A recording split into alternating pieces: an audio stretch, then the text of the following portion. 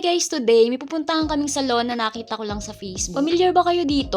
Ang dami nilang magagandang reviews as lalo na sa hair treatments. Diyos ko, tingnan mo naman kasi tong buhok ko. Mukha nang pinaglipasan ng bagyo, sobrang frizzy and dry. Pa-schedule muna nga ako sa kanila bago ako pumunta para sure na hindi na ako mag-aantay. Nagpasalon na talaga ako kasi hindi na talaga siya kinakaya ng conditioner. Sana talaga mabalik yung buhay ng hair ko. Medyo kinakabahan nga ako kasi first time ko dito. Anyway, I'm with my friend na isang aya mo lang, Gora agad. So, bago nga pala kami mag-start kung anong treatment ang gagawin, in-assess muna nila yung hair ko kung anong pwede at straight protein band nga yung nirecommend nila at hindi na daw kasi pwedeng i-refund yung hair ko since may existing color siya.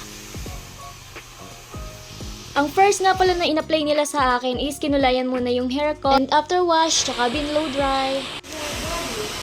So, as of the moment, feeling ko naman safe yung buho ko dito. Anyway, naka-apply na dyan yung protein band. After ilang minutes, binlow dry na ulit and sobrang kinakabahan ako sa result.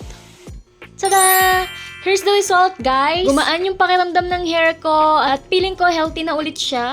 And tingin ko naman bagay sa akin. Pero kayo na umusga, bagay ba?